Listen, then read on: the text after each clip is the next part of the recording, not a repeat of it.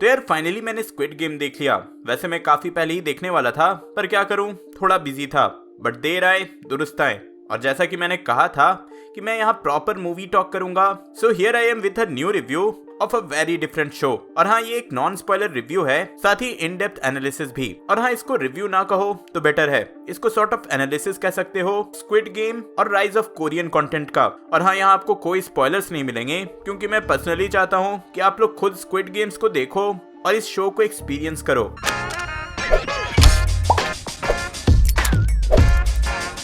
मैं श्योर हूं कि अभी तक काफी लोगों ने ये शो देख लिया होगा, बट हो सकता है कि कुछ लोगों ने नहीं भी देखा हो। एज पर द नेम, ये शो एक सर्वाइवल ड्रामा जॉनरा की है, जैसा कि आपने हंगर गेम सीरीज में देखा होगा, बट काफी अलग। सो एक बेसिक आइडिया दे देता हूँ बिना स्पॉइलर दिए। स्क्विड गेम्स एक 6 डेज का कंपटीशन है, जहाँ हर दिन एक नया गेम खेला जाता है। जो जीतेगा वो आगे बढ़ेगा और विनिंग प्राइज मनी जीतेगा। और यार लिटरली भयंकर विनिंग अमाउंट है। आप जब देखोगे तो आपको भी ये गेम खेलने का मन करने लगेगा।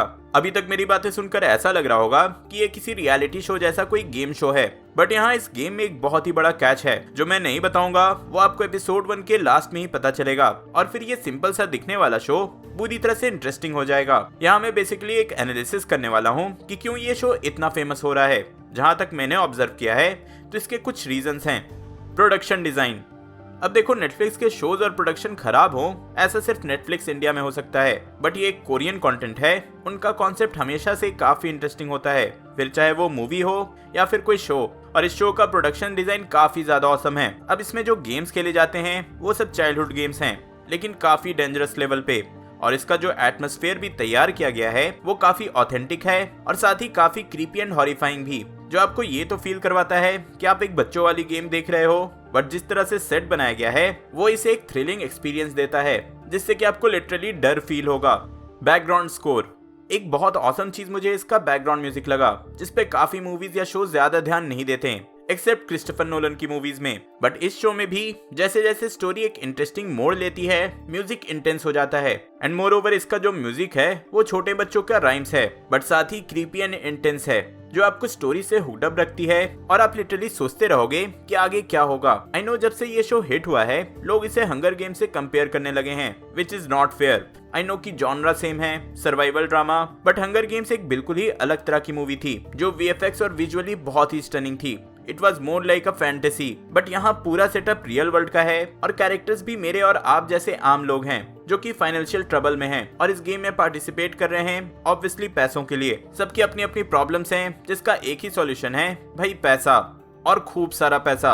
और एक और बात मुझे सबसे अच्छी लगी कि सारे गेम्स चाइल्डहुड के हैं। ऑल्दो ये कोरियन गेम्स हैं, लेकिन आई एम श्योर कि इसमें से मोस्ट ऑफ द गेम्स हम इंडिया में भी खेलते थे।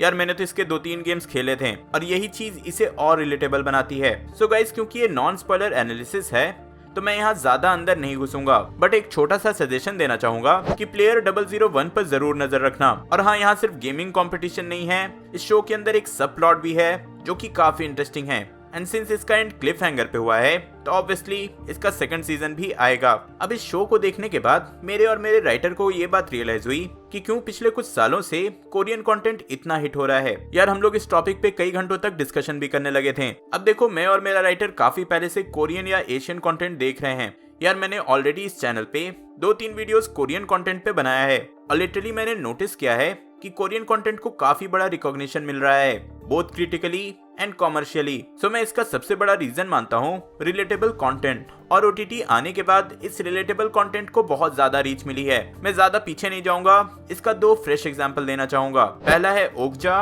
एंड दूसरा है पैरासाइट। अब जिन लोगों ने ये मूवीज देखी होगी वो समझ जाएंगे कि मैं किस बारे में बात कर रहा हूँ। ओकजा में भी जो वो बच्ची अपने जायंट पिग को बचाना चाहती है, तो वो किसी मॉन्स्टर से नहीं बल्कि सर्कस और एनिमल बायर से बचाना चाहती है। मतलब उस मूवी में बेसिकली ये दिखाया गया है कि कैसे वेस्ट की कैपिटलिस्ट सोसाइटी ने एशिया या एशिया की काफी कंट्रीज को लालची बनाया है और काफी एक्सप्लॉइट किया है, स्पेशली उनके रिसोर्सेस को। और सेम कुछ ऐसा ही कॉन्सेप्ट पैरासाइट मूवी में भी दिखाया गया कि कैसे एक इंटरनेशनल लेवल की सिटी सियोल में भी गरीब और अमीर में इतना फर्क है। और इस शो में भी यही सेम स्टोरी लाइन को रेफरेंस किया गया है, जो कि हो सकता है कि काफी लोग को पता होगा, कोरिया का हाउसहोल्ड डेब्ट। अब देखो, कोरिया का हाउसहोल्ड डेब्ट अपने में एक बहुत ही मेजर टॉपिक है। साउथ कोरिया में ये काफी तेजी से बढ़ रहा है। लोग पैसे तो कमा रहे हैं, बट उससे ज्यादा खर्च कर दे रहे हैं, और वो भी क्रेडिट कार्ड से या फिर लोन लेकर, जिससे कि वहाँ की जीडीपी काफी ज्यादा इम्पैक्ट हो रही है। और धीरे धीरे साउथ कोरिया फाइनेंशियल रिस्क की तरफ बढ़ रहा है। अब यार सॉरी, मैं फ्लो में इधर उधर निकल जाता हूँ। मनमोहन सिंह तो हूँ नहीं जो आपको लेक्चर दूंगा इकोनॉमिक्स पे, बट मेरा पॉइंट यही है कि कोरियन फिल्म मेकर्स काफी विजनरी होते हैं। वो एक रियल टॉपिक में से बहुत ही इंटरेस्टिंग फिक्शन स्टोरी निकाल लेते हैं और बिना प्रीची हुए या भाषण दिए आपको वो बात भी कह देते हैं जिससे आप रिलेट कर पाते हो। जैसे स्क्विड गेम में सारे कैरेक्टर्स कर्ज में होते हैं। इनफैक्ट उनमें से एक प्लेयर जो होता है वो टॉप के एमबीए कॉलेज से पढ़ा रहता है बट फिर भी बैंकरप्ट हो जाता है। और ये डेब्ट वाला पंगा काफी रिलेटेबल है हम इंडियंस के लिए भी। अब यार मैं आपका ध्यान इसी बात पर खींचना चाहता हूँ कि ये जो सारे इवेंट्स जो दिखाए जाते हैं, चाहे वो पैरासाइट में हो या फिर स्क्विड गेम में हो, एज एन इंडियन ऑडियंस आप काफी ज्यादा रिलेट कर पाओगे। और सबसे अच्छी बात है कि आपको भाषण नहीं देते और साथ ही अपनी बात भी बोल देते हैं। वो कहते हैं ना कि इन शोज को देखकर आपको सेल्फ रियलाइजेशन हो सकता है। इस टाइप का कंटेंट रिसेंट टाइम में वेस्ट की मूवीज में काफी कम हो गया है, पर्टिकुलरली मेन स्ट्रीम सिनेमा में। आई नो आप लोग में से कई लोग बोलोगे कि आयुष्मान की मूवी तो रिलेटेबल है और सोशल इश्यूज पर भी बात करती हैं, बट यार हिंदी मूवी प्रीची हो जाती है। और मैं श्योर हूँ कि हर बार एक सीन ऐसा जरूर होता है जहाँ वो लिटरली ऑडियंस को भाषण दे रहे होते हैं कि तुमको ऐसा करना चाहिए, तुमको वैसा करना चाहिए। कोरियन मूवीज में ऐसा नहीं है और जिस कॉन्सेप्ट के साथ वो आते हैं वो माइंड ब्लोइंग हो जाता है, जिससे वो मूवी भी अच्छी बन जाती है और अंदर ही अंदर एक स्ट्रॉन्ग मैसेज भी दे देती है। वैसे ऐसे मूवीज के और भी काफी ज्यादा एग्जाम्पल हैं, लाइक अ टैक्सी ड्राइवर जो आपको इंडिया में हुए इमरजेंसी की याद दिलाएगी, या फिर मेमोरीज ऑफ मर्डर जो कि रमन राघव से मिलता जुलता है बट ये भी कोरिया के रियल लाइफ इवेंट्स पर बना है। वेल गाइज, ये थी मेरी analysis about squid game and rise in Korean content पे। आपका इस पूरे एनालिसिस पे क्या थॉट्स हैं कमेंट में जरूर बताना। और हाँ, कोरिया हाउसहोल्ड डेब्ट के बारे में मैंने लिंक डिस्क्रिप्शन में दे दिया है। अगर आपको उसके बारे में और डिटेल में जानना है तो जरूर चेकआउट करना, क्योंकि भाई रैंचो बाबा बोल गए हैं जहां से मिले बस ज्ञान ले लो।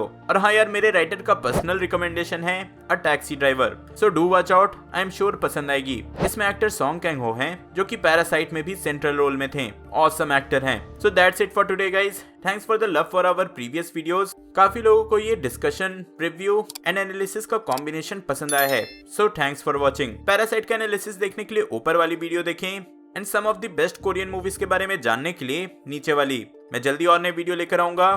टिल देन बी देसी बी नर्ड।